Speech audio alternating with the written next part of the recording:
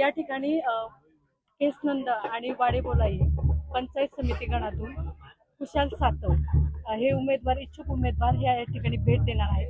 तर या ठिकाणी जय्यत अशी तयारी चालू आहे। तर या ठिकाणी भरपूर ग्रामस्थ जमलेले आहेत। आपलं नाव? माझं नाव दिनेश पाबळे। इच्छुक उमेदवारासाठी गावातून ही सगळी रॅली काढली जात आहे का? अच्छा, याविषयी थोडीशी माहिती द्या। कुशल नाना सातव खरं तर एक तरुण तडफदार नेतृत्व आहे, जे पंचायत समितीसाठी म्हणजे केसनंद वाडेबोलाई गणामध्ये इच्छुक आहे। हे कुशल नानांच्या बाबतीत बोलायचं झालं तर कर्तृत्व, नेतृत्व आणि तुम्ही खूप अनुभवी आहेत, खूप राजकारण पाहिलं आहे। आता हे तरुण तडफदार नेतृत्व समोर येत आहे, तर अनुभव पाहिजे का राजकारणात तरुण मुलांना? ऐकून घ्या, हळूहळू अनुभव होणार, एकदम तर अनुभव होणार नाही, हळूहळू अनुभव होणार। म्हणजे तरुणाईने उतरणं गरजेचं आहे। हो हो, म्हणजे वारच नकोय। पंचायत समिती माध्यमातून ज्या योजना राबवल्या जातात, हा अलीकडचा भाग हा सगळा शेतकरी वर्गातला आहे।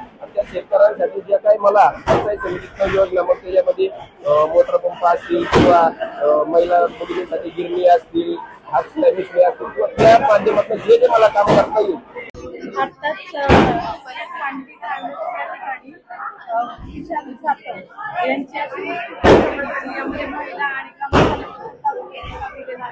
आणि फटाक्याच्या आतिषबाजी या ठिकाणी झाल्या। या ठिकाणी महिला आहेत, तुम्हाला काय वाटतं, तुम्हाला योग्य उमेदवार मिळाला आहे? या पंचायत समितीला सर्वप्रथम आम्हाला योग्य उमेदवार मिळाला आहे असं मला वाटतं। नेहमी समाजाचं कार्य करण्यासाठी कुशल व्यक्तिमत्व गरजेचं असतं। हे कुशल व्यक्तिमत्व मला नानांच्यामध्ये दिसून येतं। सांगवी सांडस या गाव हवेलीच्या शेवटच्या टोकाला असून सुद्धा त्यांनी नेहमीच आम्हाला प्रतिसाद दिला आहे। आणि आज त्यांच्या भाषणामध्ये त्यांनी सांगितले की महिला वर्ग किती महत्वाचा आहे आणि महिला वर्गासाठी येणाऱ्या काळामध्ये आम्ही काम करू। त्यांनी हा शब्द पाळावा। आम्ही निवडणुकीमध्ये भरघोस मत देऊन निवडून त्यांना देऊ, हे मी आमच्या सर्व मोदी सांगवी सांडसच्या वतीने, सगळ्या महिलांच्या वतीने मार्गदर्शन करते। आणि आम्ही शेवटपर्यंत नानांच्याच बाजूने असू आणि नानांनाच मतदान करू। धन्यवाद। धन्यवाद।